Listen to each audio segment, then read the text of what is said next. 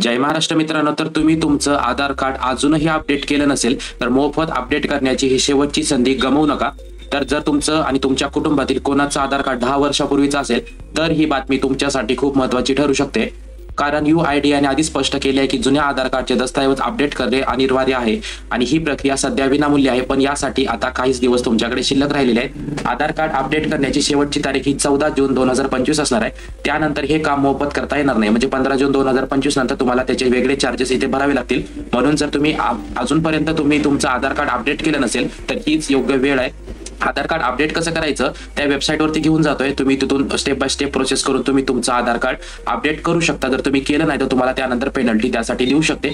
तर ही जे काम आहे 14 जून 2025 पर्यंत करायचं आहे. आपल्याला आधार कार्ड नंबर आणि त्याचा OTP टाकून आपल्याला एक डॉक्युमेंट तिथं अपलोड करावं लागणार आहे, ज्याला आपण म्हणतो प्रूफ ऑफ ऍड्रेस आणि प्रूफ ऑफ आयडेंटिटी. हे विविध 2 डॉक्युमेंट अपलोड केल्यानंतर तुमचं तिथे प्रोसेसिंगमध्ये जाऊन तुमचं आधार कार्ड हे मोफत अपडेट केलं जातं. म्हणूनच उशीर न करता तुम्ही तुमच्या घरातील सगळ्या सदस्यांचं आधार कार्ड अपडेट करणं गरजेचं आहे. तेही मोबाईलवरून करू शकता किंवा वेबसाईटवरून करू शकता विनामूल्य. चला तर ऑफिशियल वेबसाईटवरती तुम्हाला घेऊन आलेलं आहे. UIDAI ची ऑफिशियल वेबसाईट आहे, यावरती घेऊन आलोय. इथे जर बघायचं झालं खाली आलो तर अपडेट आधार या बटनला क्लिक करायचंय.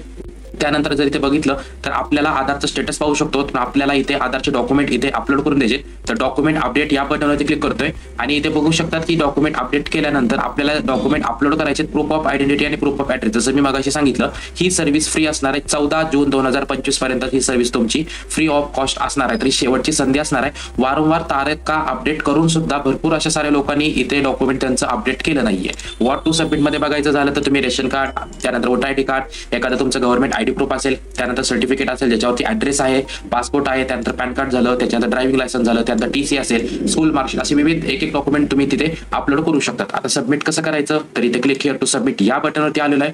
आणि सगळ्यात पहिलं आपल्याला इथे आधार कार्ड नंबर आवश्यक आहे. तर जो काही आपला 12 अंकी आधार कार्ड नंबर तो टाकायचा आहे. कॅप्चा कोड टाकून तुम्हाला लॉग इन विथ OTP या बटनवरती क्लिक करायचं आहे. ओके, तर लॉग इन विथ बटन यावरती क्लिक केल्यानंतर सगळी प्रोसेस मी इथं करून घेतो.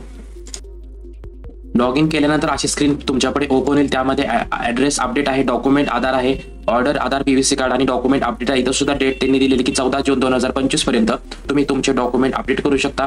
यावरती क्लिक करायचं आहे. त्यानंतर इथे बघू शकतात की मी जे काही डॉक्युमेंट सांगितले त्यापैकी एक डॉक्युमेंट प्रूफ ऑफ आयडेंटिटी आणि एक डॉक्युमेंट प्रूफ ऑफ ऍड्रेस म्हणून तुम्हाला अपलोड करायचं. तर नेक्स्ट बटनवरती क्लिक करून तुम्ही तुमचे डॉक्युमेंट इथे अपडेट करू शकता. त्यानंतर डॉक्युमेंट अपडेट केल्यानंतर त्याचा एक सर्व्हिस रिक्वेस्ट नंबर ज्याला आपण SRA नंबर आहे तो इथे जनरेट होतो आणि तो जनरेट झाल्यानंतर तुम्ही तुमचं आधार कार्ड इथे अपडेटेड पाहू शकता. त्यानंतर तुम्ही त्याची E-प्रिंट इथे घेऊ शकता.